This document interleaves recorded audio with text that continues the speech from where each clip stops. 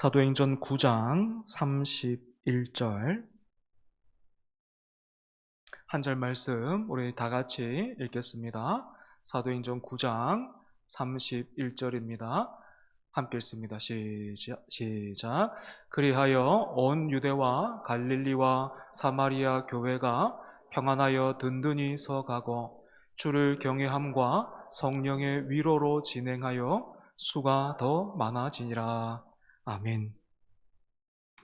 읽으신 것처럼 오늘 본문은 초대 교회의 부흥의 기록입니다. 비슷한 내용이 사도행전에는 여러 번 반복되고 있습니다. 창세기 우리가 보면서 톨레도트라는 단어 여러분 기억나시죠? 창세기에 족보, 계보, 내력 이렇게 번역되어 있는 그런 단어인데 이 톨레도트, 창세기는 10개의 톨레도트가 있다 했습니다. 그래서 톨레도트가 등장할 때마다 앞에 있는 이야기를 마무리하고 또 이제 새로운 이야기를 시작하는 그런 어떤 기능, 표시가 된다 말씀드린 적이 있는데 이 사도행전에는 그와 비슷한 일을 오늘 본문과 같이 이 부흥의 기록들이 비슷한 그런 일을 하고 있습니다. 구체적으로 사도행전 어디에 이런 기록이 나와 있는지 우리가 잠시 한번 생각해 보면 제일 첫 번째는요, 사도행전 2장 47절이에요. 주께서 구원받는 사람을 날마다 더하게 하시니라. 그리고 두 번째는요, 4장 32절에서 35절입니다. 다 읽지는 않고 그 중에 한 구절만 읽어보면 믿는 무리가 한 마음과 한 뜻이 되어 모든 물건을 서로 통용하고 자기 재물을 조금이라도 자기 것이라 하는 이가 하나도 없더라. 세 번째는 5장 14절입니다. 믿고 주께로 나오는 자가 더 많으니 남녀의 큰 무리더라 했고요. 네 번째는 6장 7절입니다. 하나님의 말씀이 점점 왕성하여 제자의 수가 더 심히 많아지고. 다섯 번째가 오늘 본문이고요. 여섯 번째는 12장 24절입니다. 하나님의 말씀은 흥왕하여 더하더라. 또 일곱 번째는 16장 5절입니다. 여러 교회가 믿음이 더 굳건해지고 수가 날마다 늘어가니라. 마지막으로 19장 20절인데요. 주의 말씀이 힘이 있어 흥왕하여 세력을 얻으니라. 여러분, 이처럼 사도행전에는 모두 8곳의 이 교회의 성장을 기록하고 있는데 가만히 보면 중요한 특징들이 있습니다. 첫 번째로 이 구절들 여러 곳에서 자라고 흥왕한 것은 단순한 사람 숫자만이 아니고 하나님의 말씀입니다. 말씀이 흥왕했다라는 이 표현을 보고 누군가는 부흥의 공식을 찾아내려고 할지도 모르겠습니다. 이렇게 하면 사람 숫자가 많아지는구나 하고 생각할 수 있다라는 거죠. 하지만 저는 좀 다르다 생각합니다. 말씀이 흥왕했다라는 이 기록은 방법을 말하고 있는 것이 아니다라는 것이죠. 이 말씀이 흥왕했다라는 것이 교회의 성장과 더불어서 사도행전에서 이렇게 반복되고 있는 것은 이 강조의 의미를 가지고 있는데 무엇을 강조하는가? 사람 숫자가 많아졌다라는 그 사실을 강조하고 있는 것이 아니고 그 모든 상황마다 말씀을 통해서 일하고 계시는 한 분, 성령님을 가리키고 있는 겁니다. 여러분, 이렇게 보면 부흥은 우리가 만들어 낼 수 있는 것이 아니고 성령 하나님께서 하시는 일입니다. 두 번째로 그 교회의 성장이 나오는 그 구절들을 가만히 우리가 보면 거의 예외 없이요, 하나같이 위기 다음에 이 구절이 나오고 있어요. 6장 7절의 배경에는 히브리파 가부와 헬라파 과부의 구제를 놓고 교회에 갈등이 생겼었습니다. 그리고 오늘 본문은 배경이 어떻습니까? 스데반의 순교와 그로 시작된 큰 박해, 그리고 사울의 위협이 있었죠. 12장 24절의 배경에는 헤롯이 야고보를 죽이고 베드로를 감옥에 가두었고, 16장 5절은 이방인 문제로 온 교회가 갈라질 뻔한 그 예루살렘 공의회, 그 공의회가 있었습니다. 여러분, 이런 특징들이 무엇을 말해주고 있습니까? 예수님이 부활 승천하신 후에 교회는 온실 속에서 아무 문제 없이 평온한 상태에서 그렇게 시작되고 자라지 않았다라는 것입니다. 오히려 교회는 박해와 혼란의 한복판에서 시작됐고, 그 가운데서 계속해서 자랐어요. 위기가 닥칠 때마다 하나님이 개입하시고 또 붙드심으로 인해서 교회는 오히려 더 자랄 수 있었습니다. 구체적으로 어려운 상황 속에서, 위기 속에서 교회는 어떻게 자랄 수 있었는지, 또 교회가 어떻게 이 부흥을 맞이할 수 있었는지, 교회의 성장에는 어떤 특징이 있는가, 오늘 본문을 통해서 세 가지 한번 생각해 보려고 합니다. 첫 번째로, 고난은 흩어 뿌리고 평안은 뿌리 내리게 했습니다. 다시 스데반의 순교로 돌아가 보겠습니다. 사도행전 8장은 이렇게 말하죠. 스데반이 죽자 큰 박해가 시작됐고, 사도들 외에는 다 유대와 사마리아 모든 땅으로 흩어졌습니다. 그런데 여러분, 그렇게 사람들이 흩어졌어요. 박해로 인해서 흩어졌습니다. 그 다음에 어떤 일이 일어났습니까? 8장 4절을 보면 이렇게 돼 있어요. 그 흩어진 사람들이 두루 다니며 복음의 말씀을 전할세. 흩어진 사람들은 절망하지 않았습니다. 두려움에 숨어 살지도 않았습니다. 오히려 가는 곳마다 예수 그리스도의 복음을, 또 하나님 나라를 전했습니다. 여러분, 이것 한번 보십시오. 박해는 교회를 없애려고, 그 없애기 위한 목적으로 시작됐습니다. 그런데 그 박해가 어떤 일을 했습니까?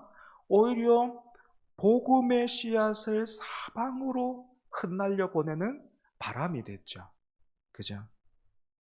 예루살렘 한 곳에 모여 있던 복음이 박해라는 바람을 타고 유대로, 갈릴리로, 사마리아로 퍼져 나갔던 것입니다.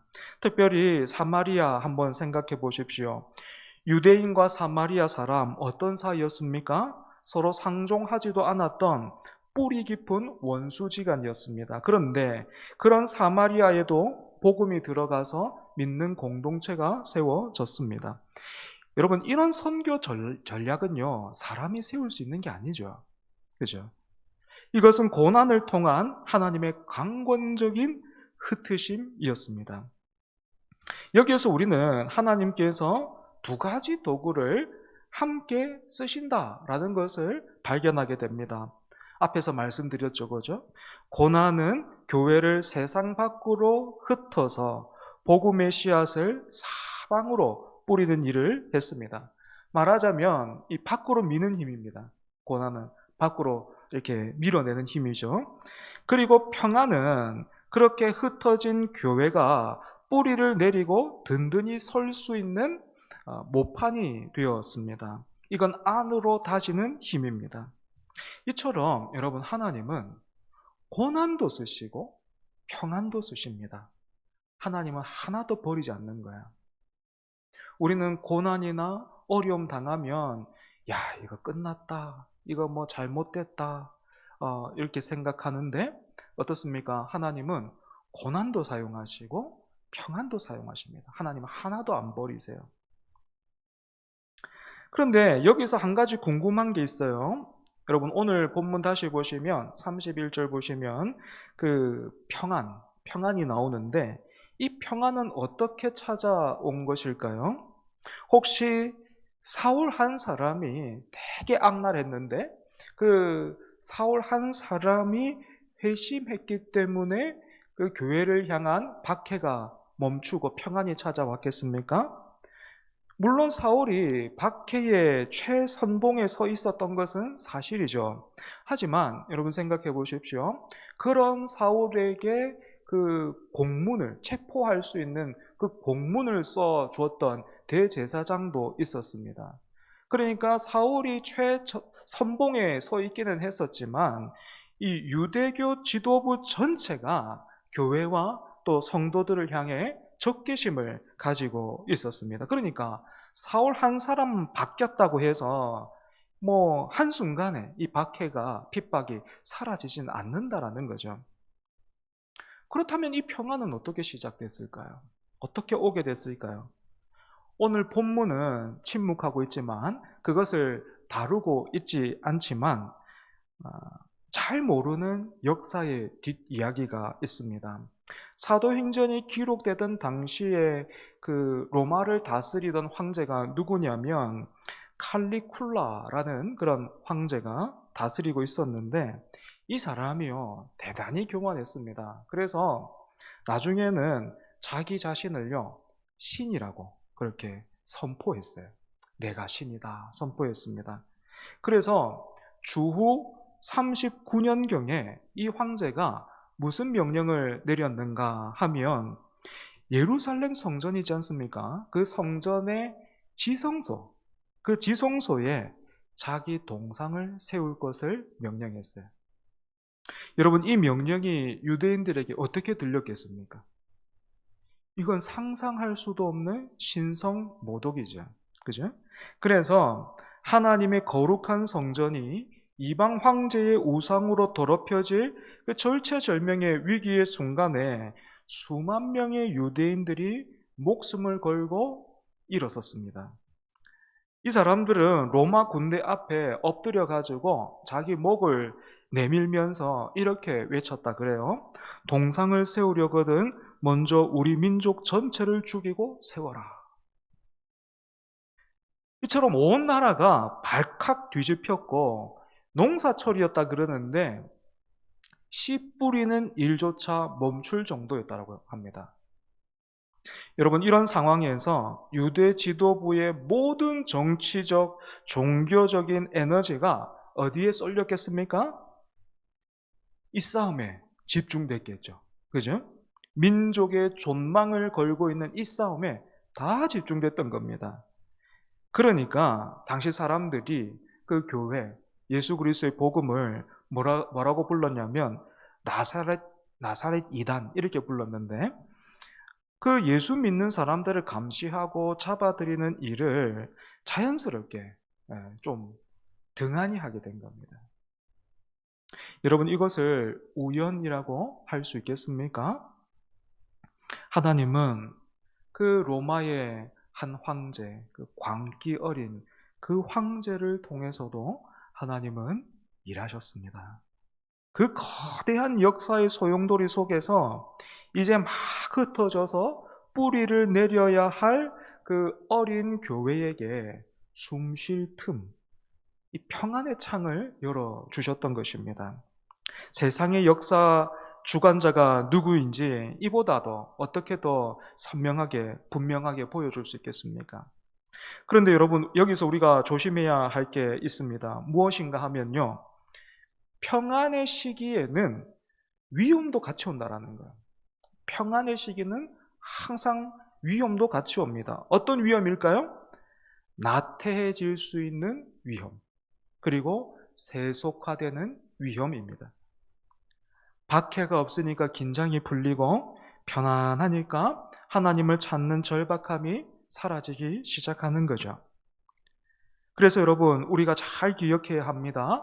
참된 평안, 성경이 말하는 샬롬은 아무 문제도 없는 편안한 상태가 아닙니다. 참된 평안은 문제의 한복판에서도 하나님의 통치를 신뢰하면서 든든히 세워져 가는 그런 과정이라고 할 수 있습니다. 그래서 존 파이퍼 목사님이 이렇게 말씀하셨습니다. 이런 말씀을 하셨습니다. 하나님께 사랑을 받는 것은 편안해지는 것이 아니라 거룩해지는 것입니다. 참 의미 있는 말씀이죠. 하나님께 사랑받는 것은 편안해지는 것이 아니고 거룩해지는 것입니다. 이런 의미로 오늘 우리 주신 시간 어떻게 사용하고 있습니까? 평안의 시간을 보내고 있다면 여러분 혹시 그 시간을 긴장이 풀려가지고 나태해지는 그런 시간이 되고 있습니까? 아니면 더 깊이 뿌리를 내리는 그런 시간으로 삼고 있습니까? 두 번째로 오늘 본문에서 찾아볼 수 있는 내용 두 번째인데요. 하나님이 세우시고 우리는 살아내야 합니다.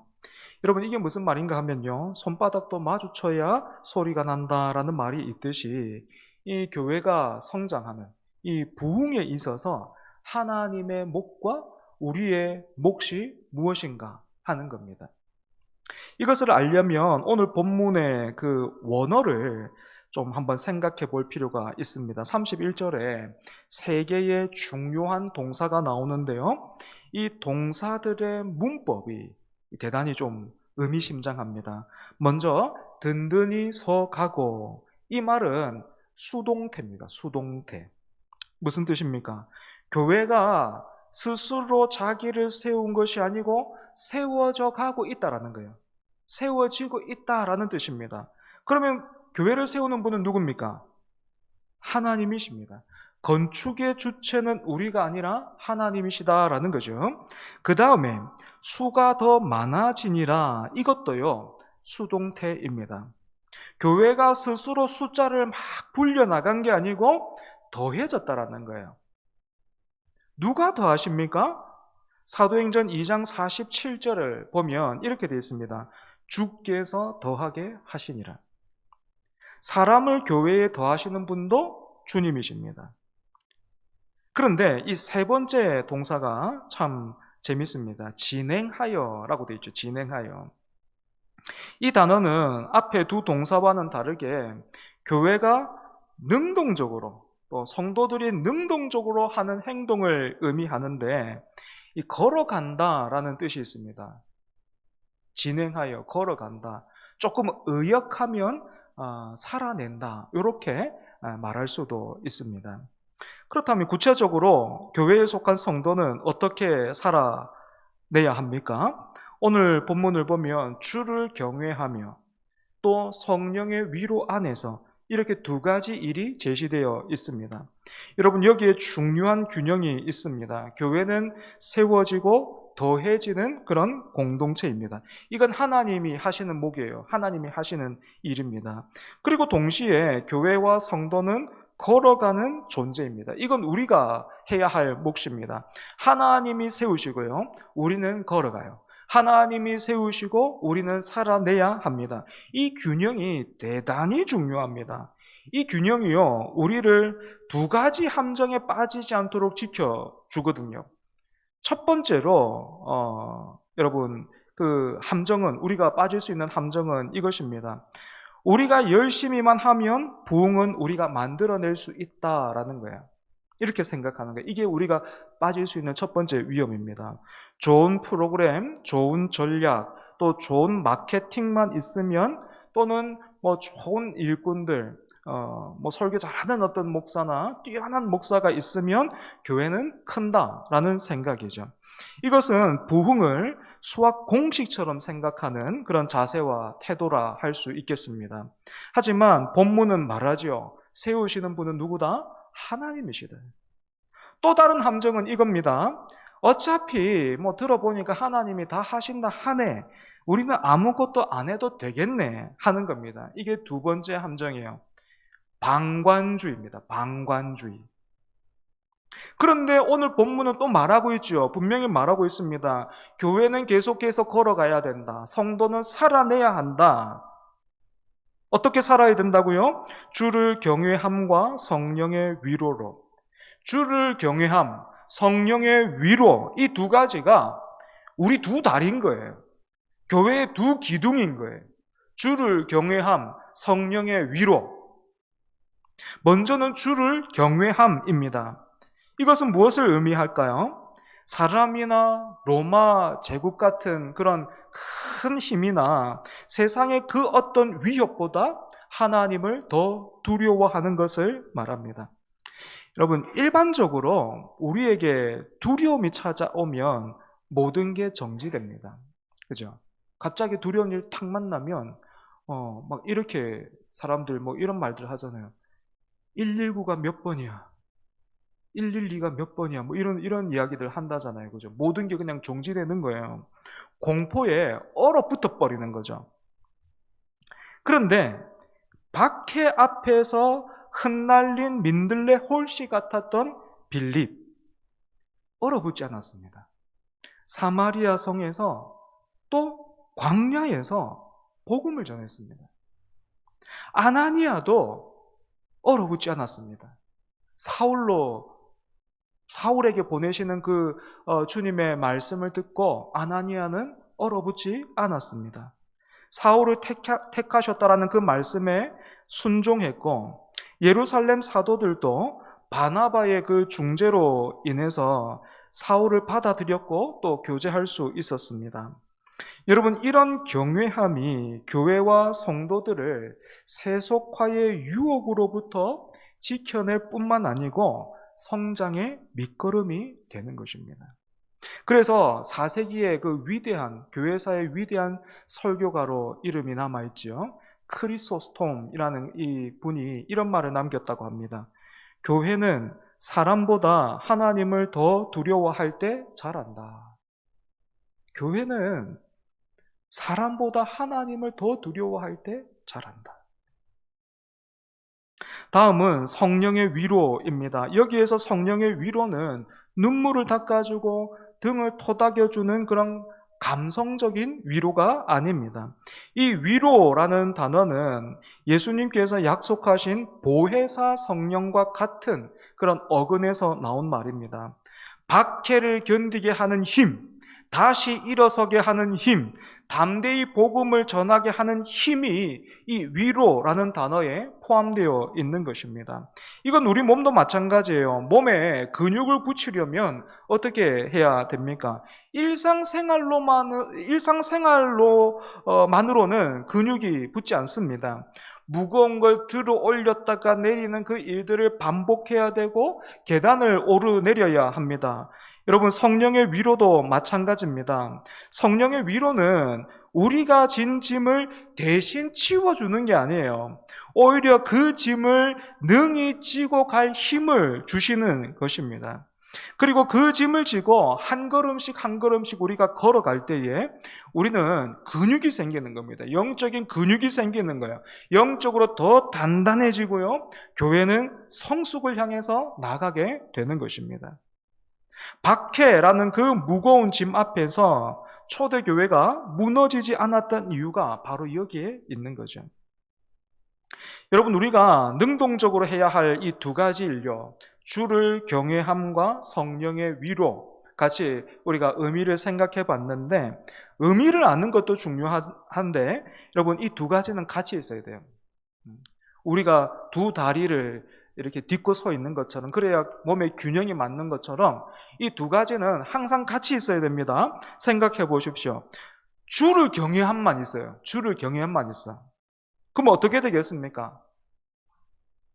하나님을 무섭게만 생각해가지고 신앙이 딱딱하게 굳어지고 그렇게 이제 숨막히는 율법주의로 흘러갈 위험이 있습니다. 반대로 위로만 강조하면 어떻게 되겠습니까? 신앙이 한없이 가벼워지고 값싼 위로에 취해서 방종으로 치달을 수 있습니다. 하지만 이 둘이 함께 있으면 놀라운 일이 일어나죠. 성령의 위로가 하나님을 향한 거룩한 두려움을 억누르는 공포가 아니고 우와 무섭다 이게 아니고요. 감격스러운 은혜로 바꿔주는 것입니다. 거룩한 두려움과 따뜻한 이 위로가 한 사람 안에서, 그리고 한 교회 안에서 서로 맞물려 갈 때 그 뒤에 뭐가 따라옵니까? 수가 더 많아지더라. 이게 따라오는 거예요. 이처럼 여러분, 교회의 참된 부흥은 어디에서 옵니까? 돈이 만들어내는 것 아닙니다. 숫자의 힘에서도 오지 않습니다. 세상의 경영 기법이나 화려한 마케팅에서도 오지 않습니다. 하나님이 세우신다는 믿음과 철저한 의존, 그리고 은혜 안에서 주를 경외하면서 한 걸음 한 걸음 내딛는 우리의 순종, 이 두 가지가 맞물릴 때에 참된 부흥이 일어나는 것입니다. 세 번째로 보고 싶은 것은 교회를 세우는데 하나님이 어떤 사람을 쓰시는가 하는 거예요. 여러분 다시 본문 돌아가서 교회라는 단어가 나오는데 앞에는 뭐 유대, 갈릴리, 사마리아 이 다양한 지역이 언급되고 있는데 이 뒤에 나오는 교회는요 복수가 아니고 단수입니다. 그냥 교회예요. 유대와 갈릴리와 사마리아 세 지역을 언급했습니다. 민족도 다르고요. 문화도 다릅니다. 그리고 유대인과 사마리아 사람들처럼 서로 원수지간인 그런 관계도 있습니다. 그런데도 오늘 본문은 교회들이라고 부르지 않고 교회라고 하나로 묶고 있습니다. 흩어져 있어도 그리스도의 몸은 하나라는 것이죠. 그런데 여러분 이 하나됨이 그냥 저절로 이루어졌는가 하면 그렇지가 않다라는 것입니다. 어떤 사람이 있었습니까? 성령으로 충만했던 사람들이 있었습니다. 빌립과 바나바, 좋은 예가 되죠. 빌립은 성령의 이끄심을 따라서 사마리아 성에 복음을 전했고, 바나바는 사울을 예루살렘 공동체 앞에서 변호해주고 또 교제할 수 있게 하는 이 다리를 놓아 주었습니다. 여러분 지금 우리가 살고 있는 이 시대를 한번 보십시오. 세대가 갈라지고 있고 이념이 갈라지고 또 정치로 인해서 갈라지고 계층 간에 이렇게 갈라지고 있습니다. 서로 정죄하고 배척하는 소리가 난무하죠. 그죠? 그런데 교회마저, 믿는 사람들마저 세상과 똑같이 그렇게 정죄하고 배척한다면 여러분 우리가 세상과 뭐가 다르겠습니까? 바로 이런 시대에 교회는 이 바나바 같은 사람을 필요로 하고 있습니다. 담을 쌓는 사람 아니고 다리 놓는 사람, 정죄하는 사람 아니고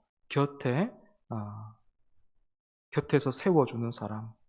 교회가 이런 화해의 공동체가 될 때에 비로소 세상에서 잃어버린 그런 신뢰를 회복하고 또 생명력을 되찾을 수 있을 것입니다. 여러분 우리 자신을 한번 돌아보면 좋겠습니다. 그리고 확인해 보면 좋겠습니다. 정죄와 칭찬, 비난과 세워주는 일 중에 여러분은 어떤 일에 더 빠르십니까? 여러분은 어떤 일을 더 하고 계십니까? 칭찬해 보십시오 하면 지금 내 옆에 앉아 있는 사람 한번 칭찬해 보십시오 하면 할 말이 별로가 없는데 뭐 한두 가지 말하고 나면 그냥 그게 전부고 서로 웃고 마는데 뭐가 잘못됐는지 저 사람이 무엇을 고쳐야 할지 한번 말해보라 하면 밤을 새야 되는 거 아닙니까? 말씀을 정리하겠습니다.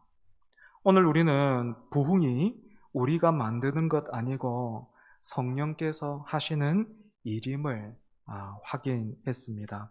그리고 그 일이 어떻게 이루어지는지 우리가 세 가지로 봤지요. 하나님은 고난과 평안을 통해서 교회를 흩으시기도 하고 뿌리 내리게도 하십니다.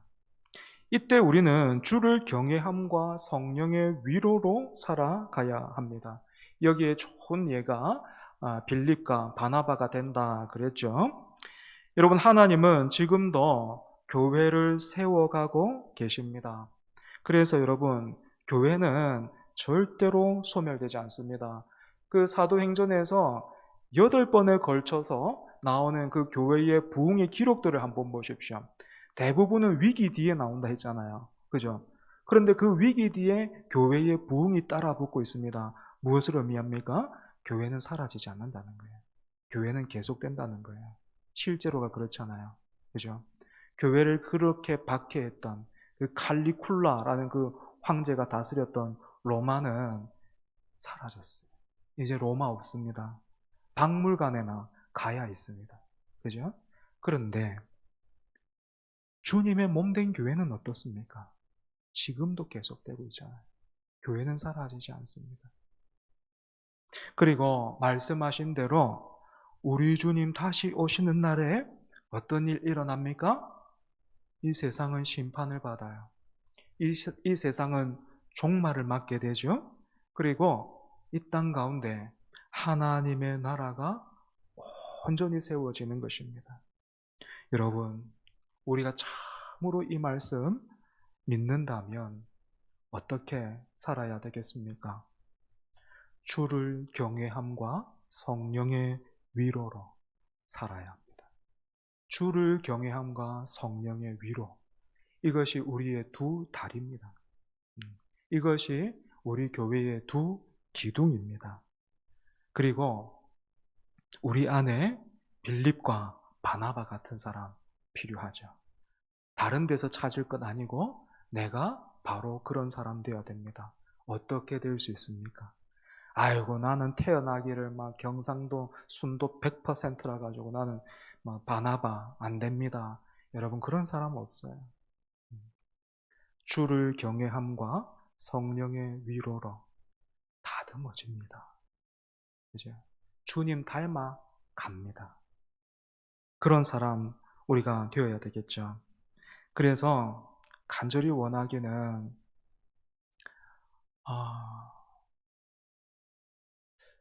우리 시대에 이런 부흥 한번 우리가 경험하면 좋겠다, 그런 생각 있습니다. 책을 제가 종종 읽기 때문에 어떤 그런 책들 볼 때마다 어떤 목사님은 그런 경험했다 그래요. 특별히 하나님께서 그런 마음 주시고 은혜 주셔가지고 예배 가운데 참 큰 그 은혜를 누리고 이 심령의 부흥을 다 같이 경험했노라, 그런 내용들 읽을 때 있는데 우리 시대에 그러한 어떤 일들 한번 경험해 볼 수 있으면 좋겠다 싶습니다. 그런데 참 목사로서 두려운 것은 지금 현재 교회에 그리고 또 성도들 가운데 이와 같은 소망이 사라지고 있다는 거예요. 부흥을 그렇게 사모하지 않습니다. 어디가 문제일까요? 우리가 주를 경외하고 있는가? 성령의 위로를 바라고 있는가? 다시 한번 돌아봐야 됩니다. 그렇죠? 하나님께서 그렇게 돌아볼 수 있고 또 새로워질 수 있는 은혜와 복을 우리에게 주시기를 바랍니다. 찬송합니다. 찬송가 213장입니다. 213장 나의 생명 드리니.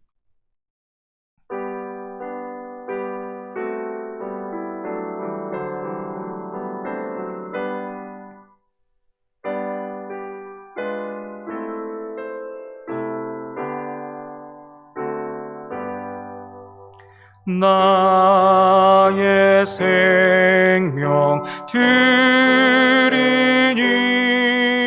주여 받아 주셔서 세상 살아갈 동안 찬송하게 하소서. 손과 발을 드리니 주여 받아 주셔서 주의 일을 위해 즐거워하게 하소서. 나의 음성 들으니 주여 받아 주셔서 주의 진리 말씀만 전파하게 하소서. 나의 보화 드리니 주여 받아 주셔서 하늘 나라 위하여 주 뜻대로 쓰소서.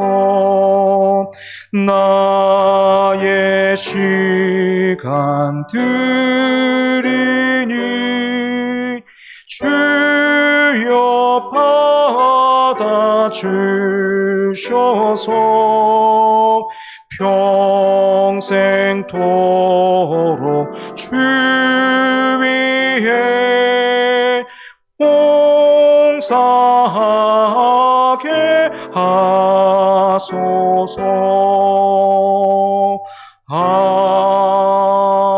아멘. 우리 말씀 기억하면서 이 시간 함께 기도하겠습니다. 여러분, 하나님은 고난과 그리고 평안 두 가지 다 사용한다 하셨죠, 그죠? 하나님은 하나 버리지 않고 하나 손해보지 않으시고 다 사용한다 했습니다.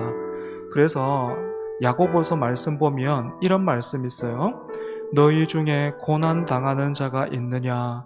그는 기도할 것이요. 즐거워하는 자가 있느냐? 그는 찬송할지니라 했습니다. 무슨 말입니까? 고난 당하면 요렇게 해.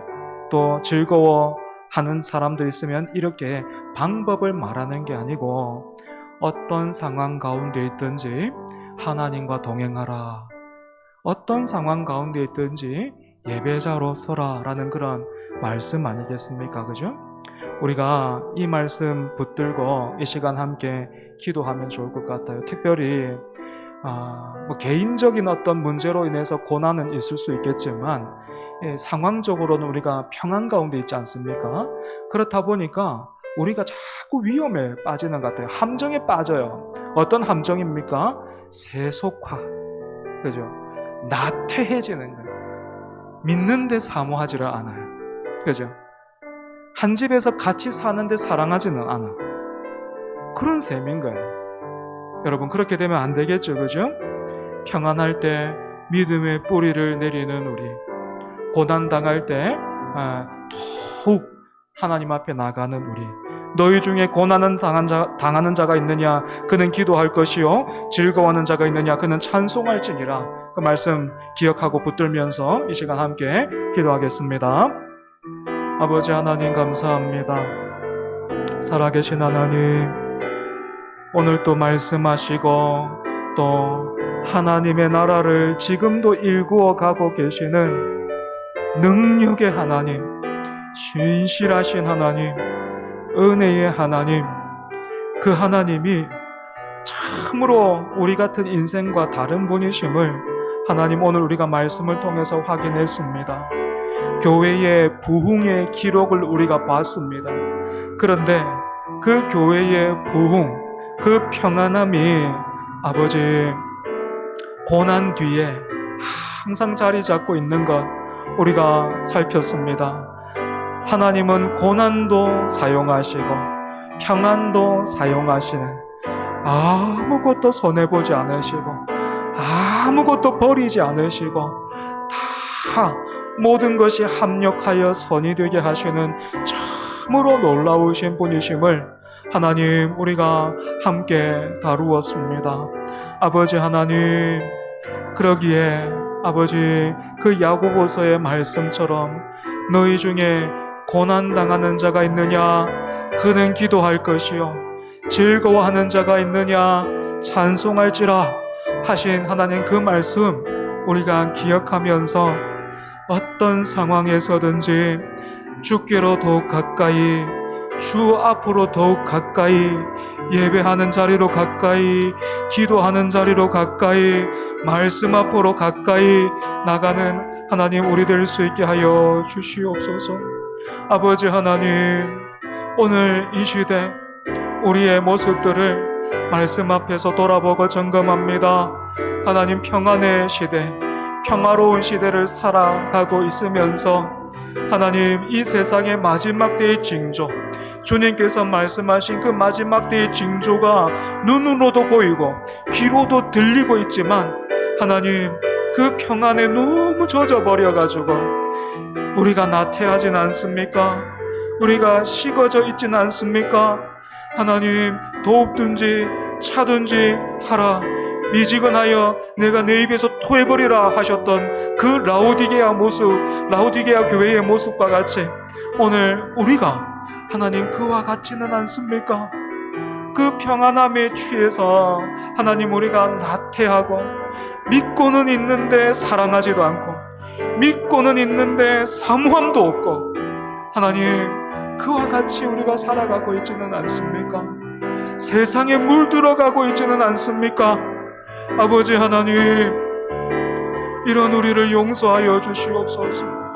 이런 우리를 하나님 씻어 주시옵소서. 하나님께 사랑을 받으면 편안해지는 것이 아니고 거룩해진다 한 그 말씀 우리가 다시 한번 기억하면서 우리가 좀 붙들 수 있기를 바랍니다. 하나님, 용서해 주십시오.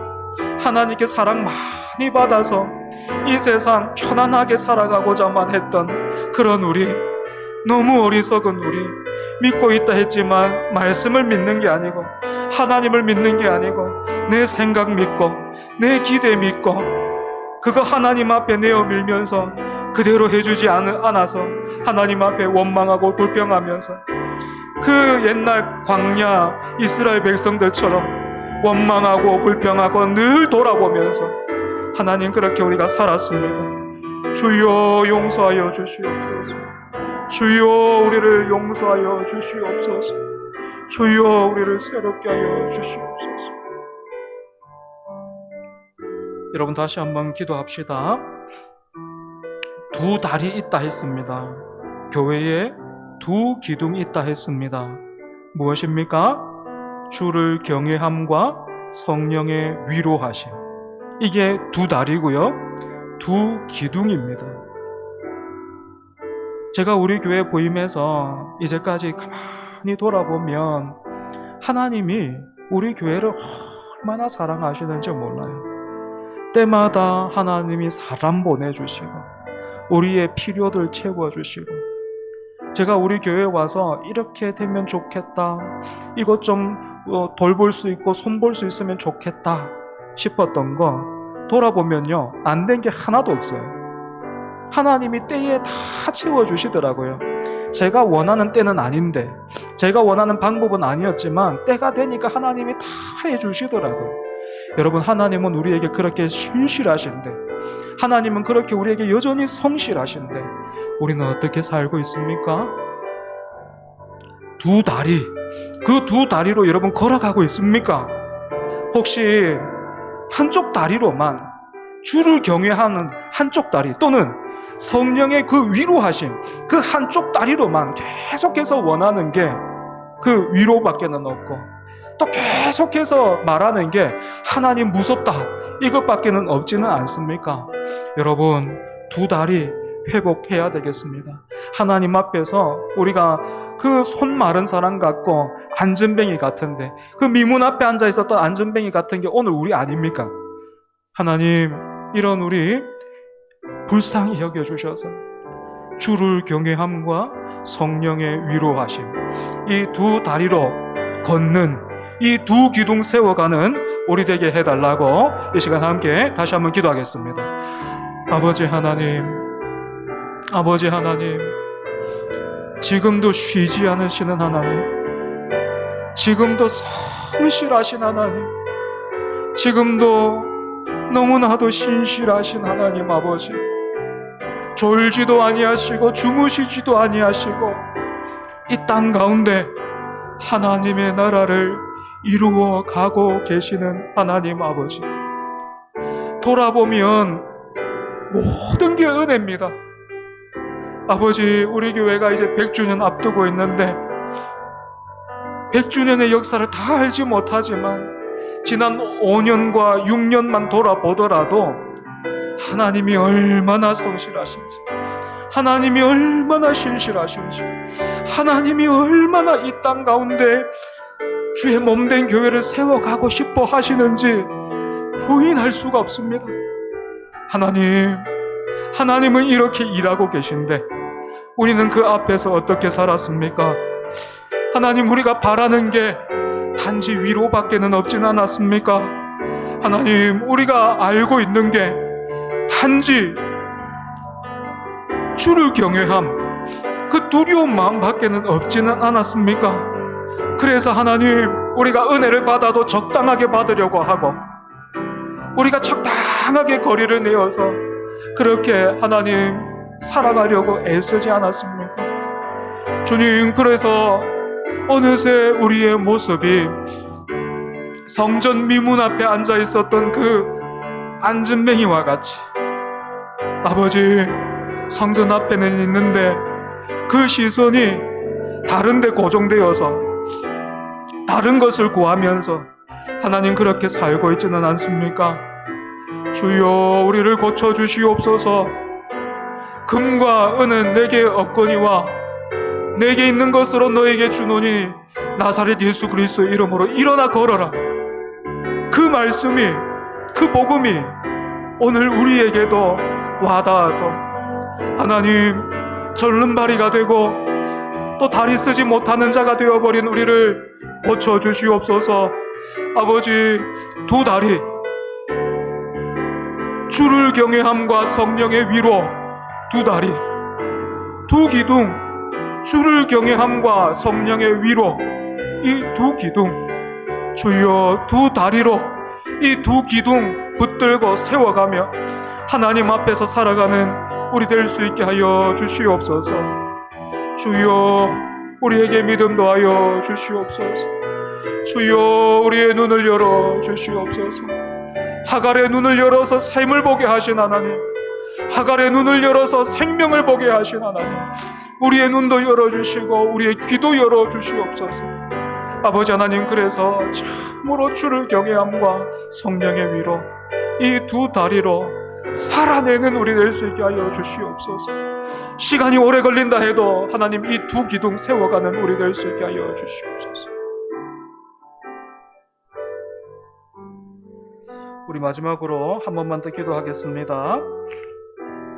분열과 정죄가 가득한 이 시대 속에서 다리 놓는 사람, 그 바나바 같은 그런 일꾼들 되게 해달라고 우리가 같이 기도하면 좋겠습니다.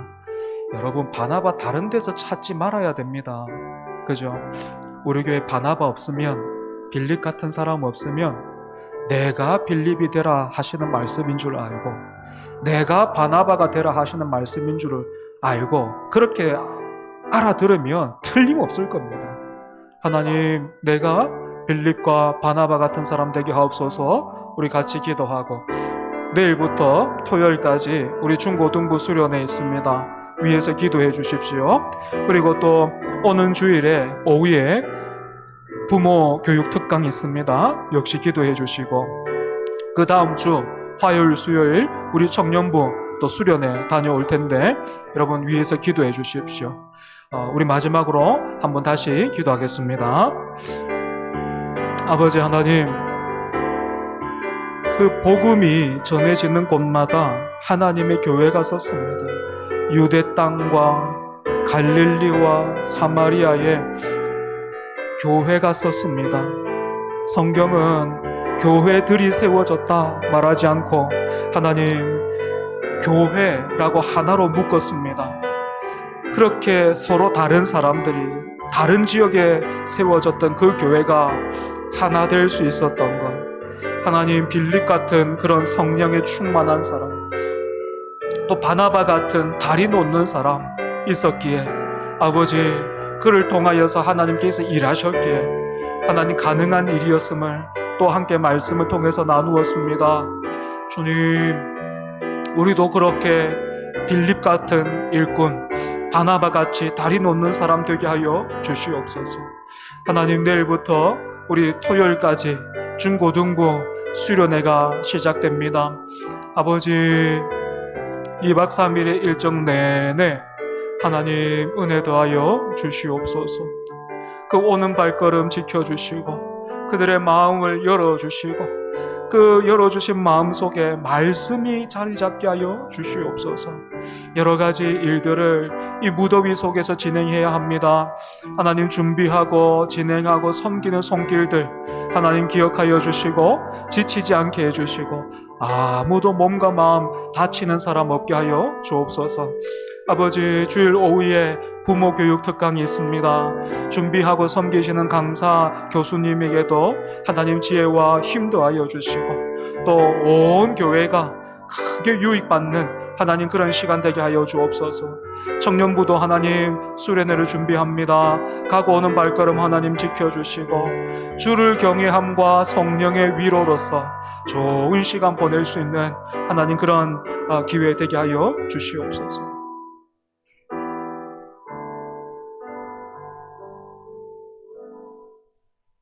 아버지 하나님, 감사합니다. 살아계신 하나님께서 오늘 또 이 땅에 주님의 몸된 교회, 하나님의 나라를 시작하시고 또 확장시켜 나가심을 우리가 말씀을 통해서 확인케 해주시니 감사합니다. 하나님이 우리 교회도 그렇게 붙들고 계시고 또 그렇게 세워가기를 원하십니다. 이 뜻하심 가운데 우리가 믿음으로 반응하게 하여 주시옵소서. 주를 경외함과 성령의 위로, 이 두 다리를 가지고 주를 경외함과 성령의 위로라는 기둥을 세워가는 우리들 되게 하여 주시옵소서. 하나님, 세상의 평안 속에서 우리가 혹시나 나태해지고 또 세속에 물들었다면 예수 그리스도의 보혈로 씻어주시고 또 고쳐주셔서 우리가 계속해서 주를 경외함과 성령의 위로 가운데 살아낼 수 있도록 우리를 붙들어 주시옵소서. 아버지 하나님, 내일부터 토요일까지 그리고 또 다음 주 화요일부터 수요일 우리 중고등부와 청년부가 수련회를 준비하고 있습니다. 주를 경외함과 그 성령의 위로를 경험하는 복된 시간 되게 해 주시고 준비하고 섬기는 손길들 또 함께하는 그런 우리 영혼들 이 무더위 속에서 지치거나 또 다치는 일 없게 하여 주옵소서. 또 주일 오후에 부모 특강을 준비하고 있습니다. 강사로 섬기시는 교수님 가운데 지혜와 힘을 더하여 주시고 우리 교우들 많이 참석해서 큰 위로 얻는 그런 복된 시간 되게 하여 주시옵소서. 예수님 이름으로 기도합니다. 아멘.